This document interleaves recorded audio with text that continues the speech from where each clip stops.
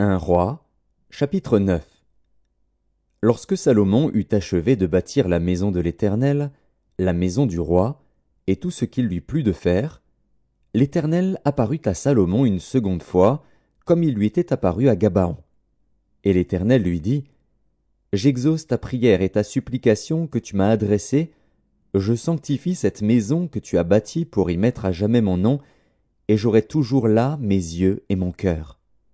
Et toi, si tu marches en ma présence comme a marché David, ton père, avec sincérité de cœur et avec droiture, faisant tout ce que je t'ai commandé, si tu observes mes lois et mes ordonnances, j'établirai pour toujours le trône de ton royaume en Israël, comme je l'ai déclaré à David, ton père, en disant, Tu ne manqueras jamais d'un successeur sur le trône d'Israël. Mais si vous vous détournez de moi, vous et vos fils, si vous n'observez pas mes commandements, mes lois que je vous ai prescrites, et si vous allez servir d'autres dieux et vous prosterner devant eux, j'exterminerai Israël du pays que je lui ai donné, je rejetterai loin de moi la maison que j'ai consacrée à mon nom, et Israël sera un sujet de sarcasme et de raillerie parmi tous les peuples. Et si haut placée qu'ait été cette maison, quiconque passera près d'elle sera dans l'étonnement et sifflera. On dira, Pourquoi l'Éternel a-t-il ainsi traité ce pays et cette maison? Et l'on répondra, Parce qu'ils ont abandonné l'Éternel, leur Dieu, qui a fait sortir leur père du pays d'Égypte, parce qu'ils se sont attachés à d'autres dieux, se sont prosternés devant eux et les ont servis. Voilà pourquoi l'Éternel a fait venir sur eux tous ces maux. Au bout de 20 ans, Salomon avait bâti les deux maisons, la maison de l'Éternel et la maison du roi.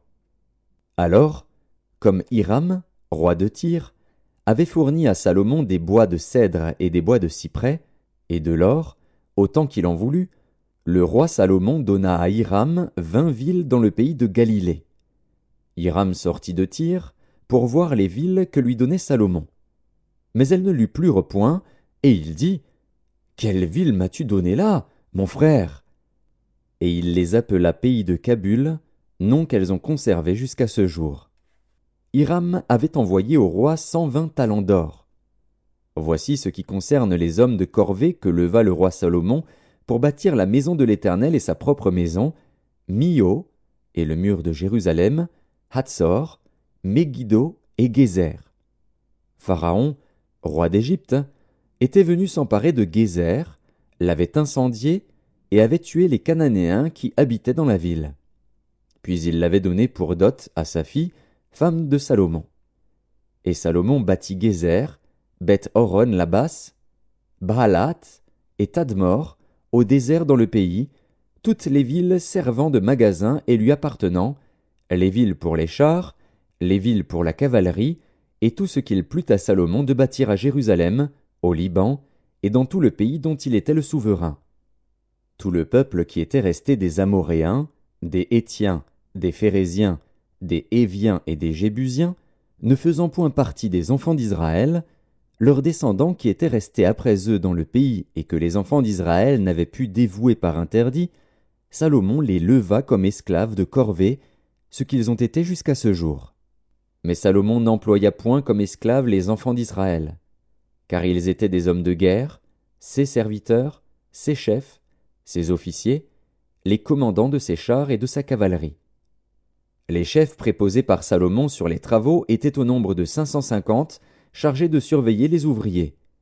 La fille de Pharaon monta de la cité de David dans sa maison que Salomon lui avait construite. Ce fut alors qu'il bâtit Mio. Salomon offrit 3 fois dans l'année des holocaustes et des sacrifices d'action de grâce sur l'autel qu'il avait bâti à l'Éternel, et il brûla des parfums sur celui qui était devant l'Éternel. Et il acheva la maison. Le roi Salomon construisit des navires à Etzjon-Guéber, près d'Élot, sur les bords de la mer Rouge, dans le pays d'Édom.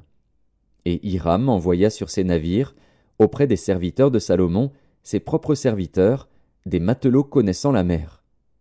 Ils allèrent à Ophir, et ils y prirent de l'or, 420 talents, qu'ils apportèrent au roi Salomon.